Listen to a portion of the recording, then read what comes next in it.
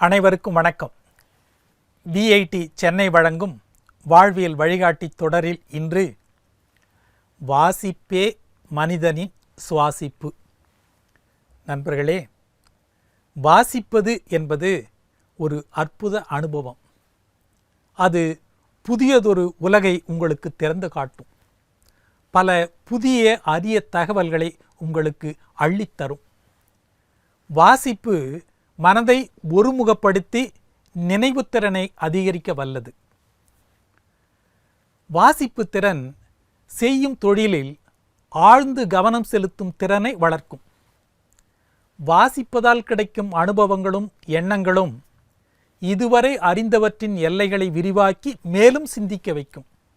புதிய தகவல்களை எளிதில் கிரகிக்க முடியும்.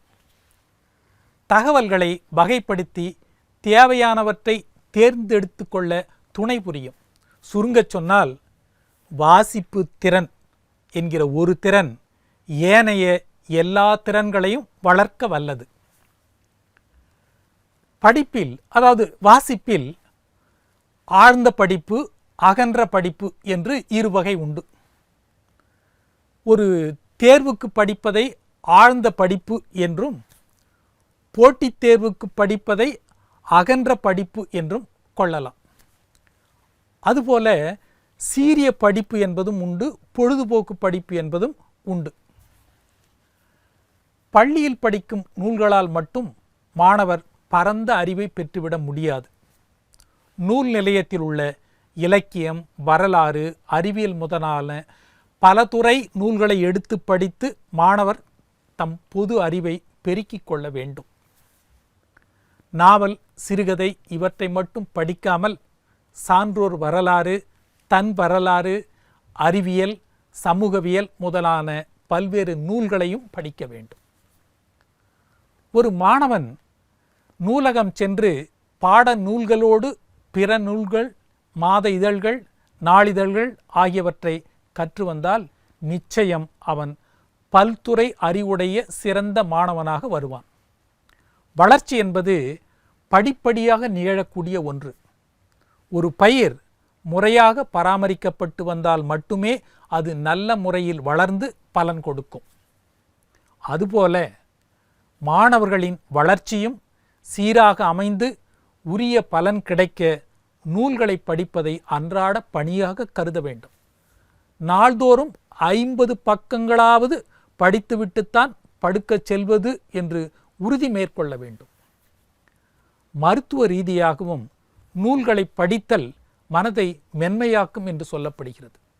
இரத்த அழுத்தம் உள்ளவரிடம் ஒரு புத்தகத்தை கொடுத்து படிக்கச் சொன்னால் சிறிது நேரத்தில் இரத்த அழுத்தம் குறைந்திருக்கும் என்கிறது மருத்துவ அறிக்கை. மனிதனுக்கு மூளை இயல்பாகவே வளரும். ஆனால் அறிவு வளர வேண்டுமெனில் வாசிப்பும் அவசியம். காவியங்கள் ஒருவனை உற்சாகம் உள்ளவனாக்குகின்றன. கிரேக்க நாட்டு சிந்தனையாளன் சாக்ரட்டிஸுக்கு மரண தண்டனை விதிக்கப்பட்டு விஷம் தனக்கு கொடுக்கப்படும் வரை படித்து கொண்டிருந்தாராம். லிபிய நாட்டு உமர் முக்தர் என்ற புரட்சியாளருக்கு மரண தண்டனை விதிக்கப்பட்டு தூக்கு கயிற்றை அவரது கழுத்தில் மாட்டும் வரை படித்து கொண்டிருந்தார். ஒவ்வொருவரும் ஓராண்டில் சராசரியாக 2000 பக்கங்கள் படிக்க வேண்டும் என்று பன்னாட்டு கல்வி அறிவியல் பண்பாட்டு நிறுவனம் பரிந்துரை செய்கிறது. ஆனால் நம் நாட்டில் ஆண்டொன்றுக்கு 32 பக்கங்கள் மட்டுமே படிக்கிறார்கள் என யுனெஸ்கோ புள்ளி விவரம் கூறுகிறது. வாசிப்பதை சுமையாக கருதாமல் சுகமானதாக எண்ண வேண்டும். பட்டத்துக்காக, பதவிக்காக மட்டும் என்று இல்லாமல் ஒன்றை நம்பி ஏற்றுக்கொள்ள அல்லது ஒதுக்கி தள்ள, மறுத்து கூற, விவாதித்து பேச போன்றவற்றிற்காகவும் நாம் வாசிக்க வேண்டும். ஏராளமான புத்தகங்கள் உங்களுடைய, நம்முடைய வாசிப்பிற்காக காத்து கிடக்கின்றன.